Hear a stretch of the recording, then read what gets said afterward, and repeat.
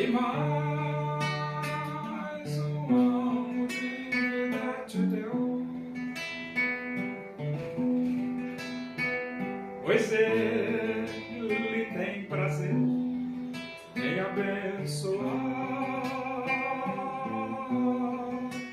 os filhos seus. O Senhor te abençoe e te guarde. O Senhor faça resplandecer o seu rosto sobre ti e tenha misericórdia de ti. O Senhor sobre ti levante o seu rosto e te dê a paz.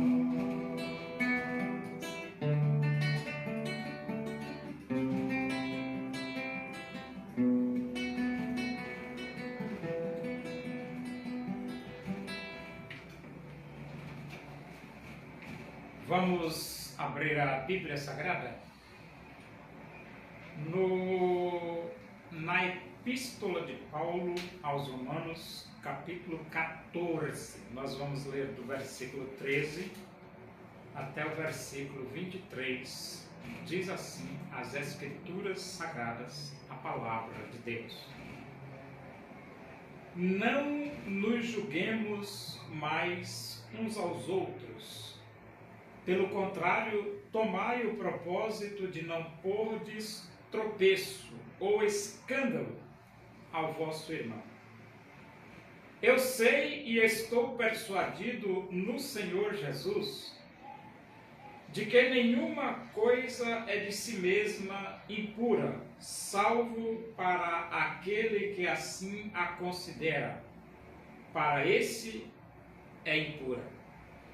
Se por causa de comida o teu irmão se entristece, já não andas segundo o amor fraternal. Por causa da tua comida não faças perecer aquele a favor de quem Cristo morreu. Não seja, pois, vituperado o vosso bem. Porque o reino de Deus não é comida nem bebida, mas justiça e paz e alegria no Espírito Santo. Aquele que deste modo serve a Cristo é agradável a Deus e aprovado pelos homens. Assim, pois, seguimos as coisas da paz e também as da edificação de uns para com os outros. Não destruas a obra de Deus por causa da comida. Todas as coisas, na verdade, são limpas, mas é mal para o homem o comer com escândalo. É bom não comer carne, nem beber vinho, nem fazer qualquer outra coisa com que teu irmão venha a tropeçar, ou se ofender, ou se enfraquecer. A fé que tens, tem-na para ti mesmo, perante Deus. Bem-aventurado é aquele que não se condena naquilo que aprova. Mas aquele que tem dúvidas é condenado se comer, porque o que faz não provém de fé. E tudo o que não provém de fé é pecado. Desde o dia em que nós nos arrependemos dos nossos pecados e aceitamos Cristo como Salvador de nossas vidas, nós temos um propósito maior. E esse propósito maior é salvar vidas, levar pessoas aos pés de Jesus, abrirem seus corações e aceitarem Cristo como Salvador de suas vidas. E é por isso que vem aí a renúncia. Vem a renúncia. Nós precisamos renunciar certos tipos de comportamentos para facilitar as pessoas se converterem a Deus. E é exatamente isso que o texto de Romanos, capítulo 14, de 13 a 23, está aconselhando a igreja. A igreja. Ele diz assim, não nos julguemos mais uns aos outros. Deus não nos escolheu para sermos juízes. Não. Deus nos escolheu para pregarmos o Evangelho. Pode ficar sossegado, vai chegar o dia do juízo. A Bíblia diz que Deus escolheu um dia em que julgará o mundo com justiça por meio de um varão que acreditou e destinou diante de todos, ressuscitando dentre os mortos.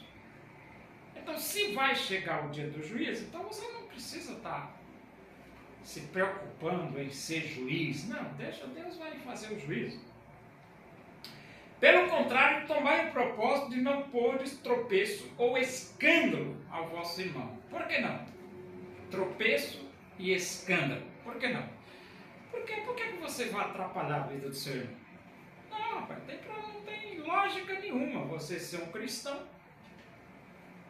e ficar com esse comportamento de colocar tropeço ou de querer escandalizar o seu irmão. Não tem lógica nenhuma. Você não é um crente.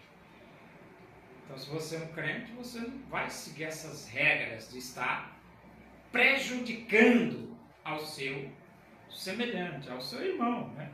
É por isso que ele diz, tomai o propósito de não pôr tropeço. Ou seja, não coloque tropeço para o seu irmão. Ou escândalo ao vosso irmão. Não seja escândalo para o vosso irmão. Versículo 14 diz, eu sei e estou persuadido no Senhor, Jesus, de que nenhuma coisa é de si mesma impura, salvo para aquele que assim a considera, pareça impura. Por que Paulo está falando isso? É que tinha problema lá de comer carne, né? Tinha um problema de dias, de guardar dias. Tudo isso era um problema nos tempos primitivos. Que era um problema, mas terminava não sendo problema nenhum, né? Mas tinha aqueles que achavam que devia comer carne, e outros disse que não devia. Então, Paulo, ele diz, nenhuma coisa de si mesma impura, ou seja, você quer comer carne, não tem problema nenhum. E aqueles que não querem comer, também não tem problema nenhum. Não quer comer, não come. Não vai fazer diferença nenhuma. Versículo 15. Se por causa de comida o teu irmão se entristece, já não anda segundo o amor fraternal. Então, o que o Paulo está querendo dizer aqui é que a nossa regra deve ser o amor fraternal. Então, se nós andamos dentro desta regra do amor fraternal, por que eu vou comer carne só para escandalizar o meu irmão? Não, eu sei que não tem problema nenhum comer carne. Mas o outro irmão se escandaliza. Então, Paulo ele está mostrando que o amor fraternal é mais importante do que você satisfazer os seus desejos egoístas e prejudicar a vida espiritual do seu irmão. Por causa da tua comida, não faças perecer aquele a favor de quem Cristo morreu. Então, Cristo morreu, deu a sua vida. Agora, você vai escandalizar aquela pessoa que Cristo morreu por ele, deu a vida por ele? Não, rapaz. Se comer carne escandaliza, como era na época passada, Você tem outras coisas para comer, cara. Não existe só carne. Existe tanta coisa para você se alimentar, né? Versículo 16: não seja, pois, vituperado o vosso bem. Qual o nosso bem? Nosso bem é a vida, a salvação das pessoas. Nosso bem maior é ter as nossas vidas resgatadas pelo sangue de Jesus. E você não vai permitir que uma coisa tão supérflua venha atrapalhar os propósitos de Deus na vida de uma pessoa, né? O versículo 17: porque o reino de Deus não é comida nem bebida, mas justiça e paz e alegria do Espírito Santo. Então o reino de Deus não é comida nem bebida. E ainda bem que não é, né? Não é comida nem bebida. E se não é, então você pode renunciar a essas coisas pequeninas, né? Tem muitas coisas para comer. E ele diz: justiça e paz e alegria no Espírito Santo. Então, o reino de Deus é justiça, o reino de Deus é paz, o reino de Deus é alegria. Então você não vai prejudicar esse clima agradável só por causa de uma comida ou de qualquer uma outra coisa que vai escandalizar o seu irmão. Versículo 18: aquele que deste modo serve a Cristo é agradável a Deus e aprovado pelos homens. Deste modo aqui significa no sentido de que você vive para edificar a vida do seu irmão. Se você vive para edificar a vida do seu irmão, então você vai ser aprovado por Deus, você vai ser agradável a Deus e aprovado pelos homens. Por quê? Porque você vive para beneficiar a vida do seu irmão. Versículo 19: assim, pois, seguimos as coisas da paz e também as da edificação de uns para com os outros. Então, quer dizer, o seu propósito é viver em paz e o seu propósito é edificar a vida do seu irmão. Versículo 20: não destruas a obra de Deus por causa da comida. Todas as coisas, na verdade, são limpas, mas é mal para o homem o comer com escândalo. Então ele está dizendo aqui o seguinte: se você comer carne vai destruir a vida do seu irmão, você não vai fazer isso, porque todas as coisas são limpas, mas se você comer com escândalo, aí é que onde reside o problema. E o seu propósito não é escandalizar, mas é edificar. 21: é bom não comer carne, nem beber vinho, nem fazer qualquer outra coisa com que teu irmão venha a tropeçar, ou se ofender, ou se enfraquecer. Então, qualquer coisa que você for fazer, que vai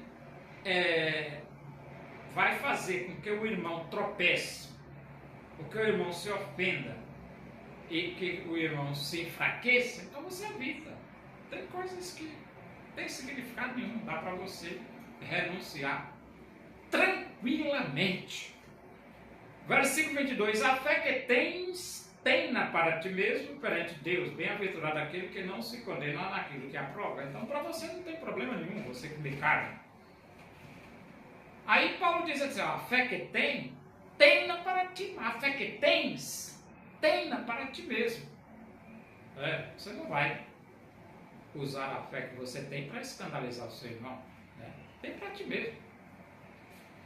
E ele diz: mas aquele que tem dúvidas é condenado se comer, porque o que faz não provém da fé, e tudo que não provém da fé é pecado. Então tem o débil na fé, que ele tem dúvida se deve ou não deve comer carne.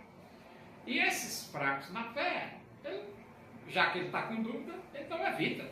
Você não está com dúvida? Evita. Agora, resumindo, comer carne ou deixar de comer carne não vai alterar em nada o seu relacionamento com Deus.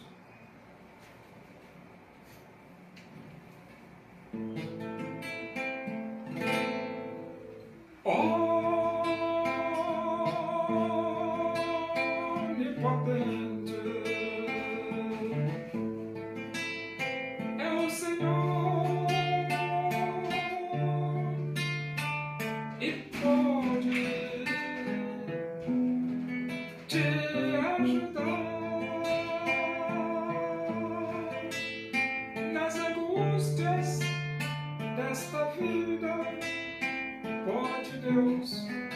te consolar nas angústias desta vida. Pode Deus te consolar. Espera, pois, pelo Senhor e fortalece teu coração. A esperança para o aflito, Deus tem tudo em suas mãos. Oremos, agradecemos a Deus por esse momento, a tua presença aí. Que o amor de Deus, a graça do nosso Senhor Jesus Cristo, a comunhão e a consolação do Espírito de Deus sejam com todos nós aqui, com todo o teu povo em toda a face da terra, hoje e para sempre. Amém. Boa tarde, que Deus os abençoe.